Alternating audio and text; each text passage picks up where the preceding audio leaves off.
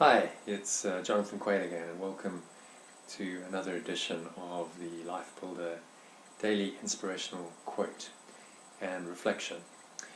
So if you're in South Africa today, you'll know that it's election day. So I thought I would choose a quote around the power of choice, because that's what an election is all about, exercising our power of choice. So the quote for today is by a guy called Bryant McGill. And he said, "The great thing about life, the most magnificent thing about being these sentient human beings, is that we have been given the power of choice." I think that's a great quote because it highlights the difference between human beings and other species on this planet.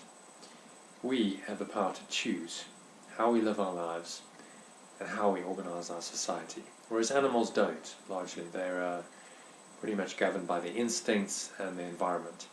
But as human beings, we have a great degree of choice. And every choice we make is based on what we value.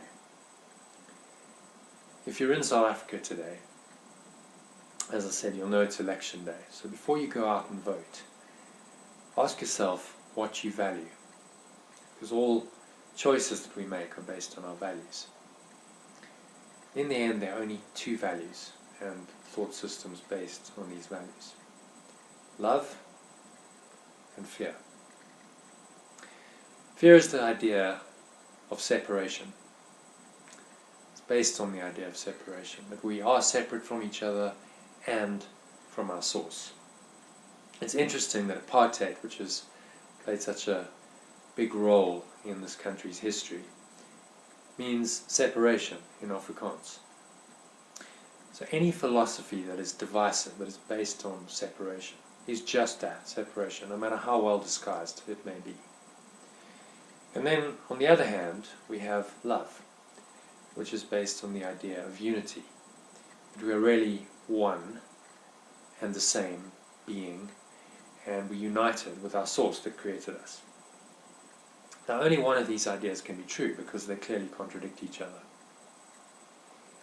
In every choice, in every value that you hold and that you strive to live up to, you're really making a choice between these two ideas and the values and thought systems they entail.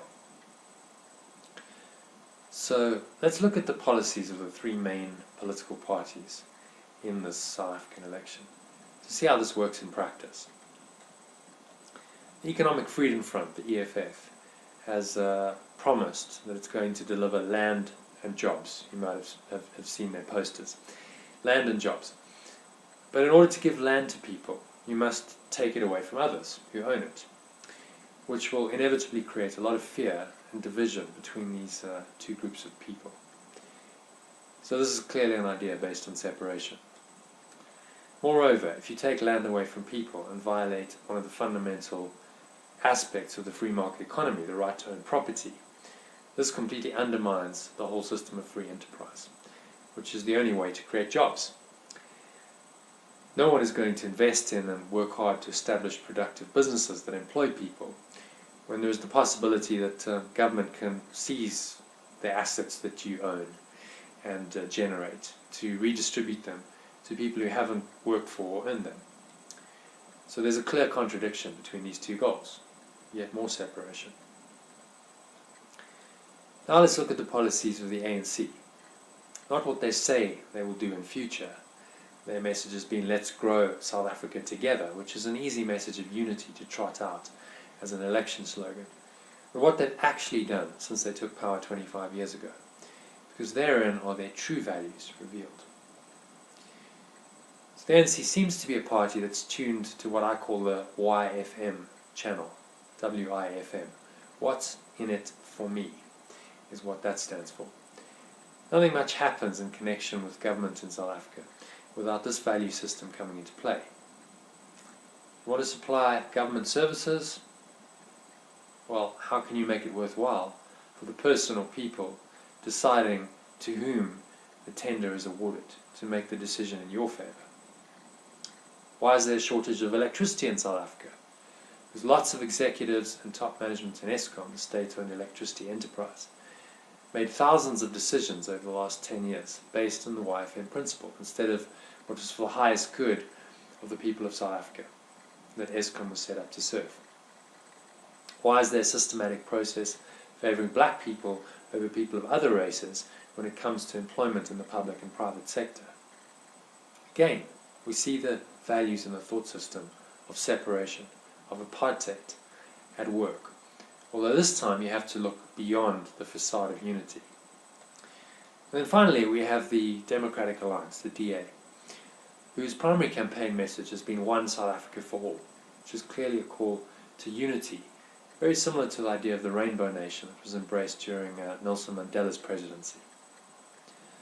Now, how this gets applied in specific policies, I believe, is less important than the overriding value system and intent of the party. I certainly don't envy anyone trying to apply the idea of unity in practice when faced with the complexity of the problems and the decisions that are involved in running a country. But one thing is for sure: separation or apartheid, and the fear it's based on and engenders, simply doesn't work. If ever there's a country that's a testament to this, it's South Africa, because we live with the effects of that legacy of apartheid and the ongoing tendency by people to separate. Whether it's blacks or whites, coloureds, Indians, it doesn't really matter. It's the thought system of separation that's the problem. So that leaves us with only one viable option, in my opinion: to do our best to value and apply the principles of unity, which is based on the idea of love. Difficult in practice? Yes. Impossible? No. Inspired leaders like Mahatma Gandhi and Nelson Mandela, what they managed to achieve through leadership based on love, are proof of that. So firstly, if you're in South Africa today, I hope you'll exercise the greatest power we have as human beings and choose to vote in today's election.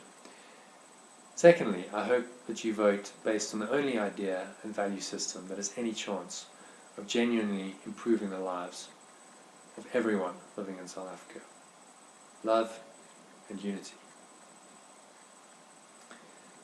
I hope you enjoyed this reflection. It's given you some food for thought before you go out and vote today. If you're interested in learning how to let go of separation, negativity, anything that separates you from love, which is really the only way that we can learn to embrace love and live according to the principle of unity again, I'd like to invite you to a free webinar that I'll be running on the art of letting go tomorrow evening. It's Thursday evening at 8 p.m. South African time.